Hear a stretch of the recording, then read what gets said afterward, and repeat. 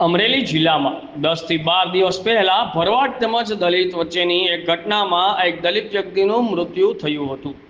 અમરેલીની આ ઘટનામાં મીડિયા ચેનલવાળા બોલી રહ્યા છે કે જાતિવાદ કર્યો, બેટા કહેવાથી મોત મળ્યું, જે તદ્દન વાહિયાત અને ખોટી વાતો છે।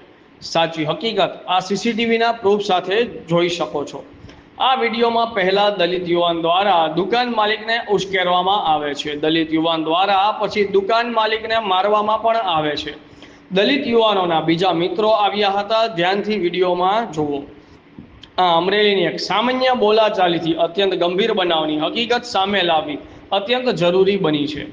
ભરવાડ સમુદાયના બે યુવાનો જે પોતાના પરિવાર સાથે નાની હોટલ ચલાવે છે, તેને આવા લુખા લોકો દ્વારા હેરાન કરવામાં આવી રહ્યા છે। આ ઘટનામાં 15 વર્ષના બાળકની હાજરીમાં 5 થી 6 લોકો દુષ્કૃત્ય અને ગાળો બોલતા આવ્યા। ઝઘડો થયો અને એક વ્યક્તિને ઈજા પામી, જેનાથી તેનું સારવાર દરમિયાન અવસાન થયું।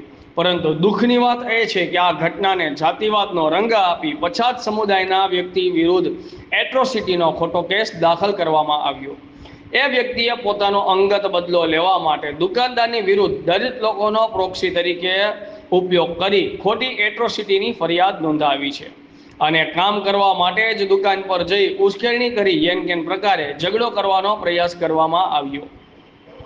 આ સમગ્ર બનાવમાં કોઈ જાતિ અંગે ગાળો ન બોલાય, ન તો કોઈ જાતિ આધારિત હુમલો થયો, છતાં ભરવાડ યુવાનો વિરુદ્ધ ખોટો આરોપ લગાડી તેઓને ગુનેગાર ઠેરવવાના પ્રયત્ન થઈ રહ્યા છે।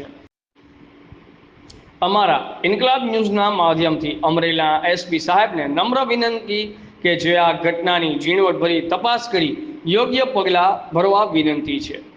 બ્યુરો ચીફ ભગવાનભાઈ ભરવાડ, ઇન્કલાબ ન્યૂઝ, અમરેલી।